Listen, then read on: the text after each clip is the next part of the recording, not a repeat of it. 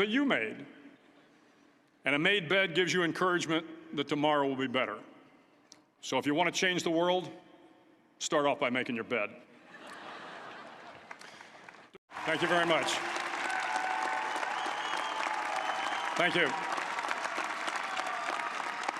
Well, thank you, President Powers, Provost Fenves, deans, members of the faculty, family and friends, and most importantly, the class of 2014. It is indeed an honor for me to be here tonight. It's been almost 37 years to the day that I graduated from UT. I remember a lot of things about that day. I remember I had a throbbing headache from a party the night before.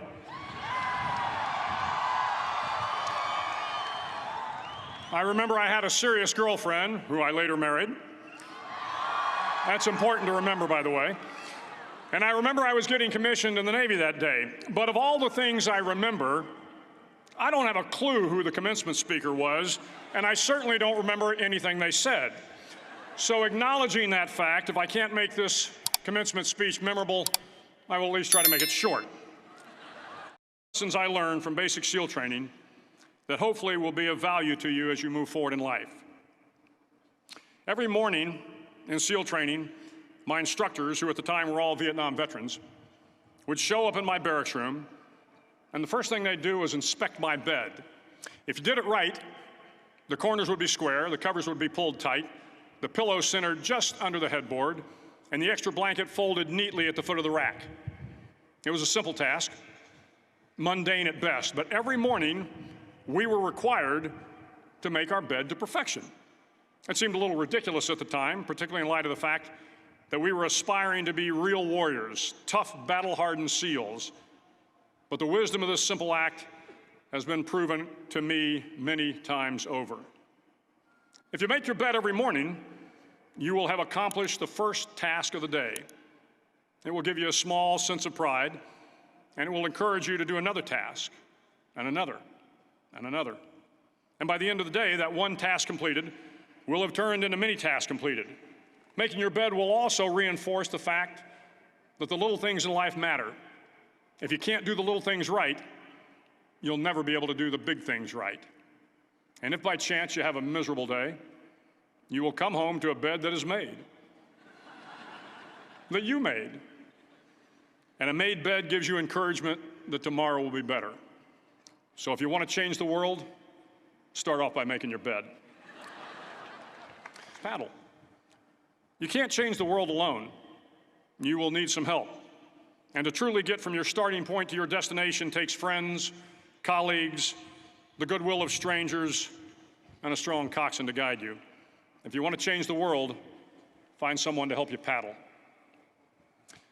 Over a few weeks of difficult training, my SEAL class, which started with 150 men, was down to just 42. There were now 6 boat crews of 7 men each. I was in the boat with the tall guys, but the best boat crew we had was made up of the little guys, the Munchkin crew, we called them. No one was over 5'5". The Munchkin boat crew had 1 American Indian, 1 African American, 1 Polish American, 1 Greek American, 1 Italian American, and 2 tough kids from the Midwest.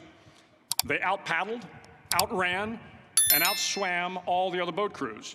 The big men in the other boat crews would always make good-natured fun of the tiny little flippers the Munchkins put on their tiny little feet prior to every swim. But somehow these little guys from every corner of the nation and the world always had the last laugh, swimming faster than everyone and reaching the shore long before the rest of us. SEAL training was a great equalizer. Nothing mattered but your will to succeed, not your color, not your ethnic background, not your education, not your social status. If you want to change the world, measure a person by the size of their heart, not by the size of their flippers. How well you prepare or how well you perform, you still end up as a sugar cookie. It's just the way life is sometimes. If you want to change the world, get over being a sugar cookie and keep moving forward. Start singing when you're up to your neck in mud. Finally, in SEAL training, there's a bell. A brass bell that hangs in the center of the compound for all the students to see. All you have to do to quit is ring the bell. Ring the bell, and you no longer have to wake up at 5 o'clock. Ring the bell, and you no longer have to be in the freezing cold swims.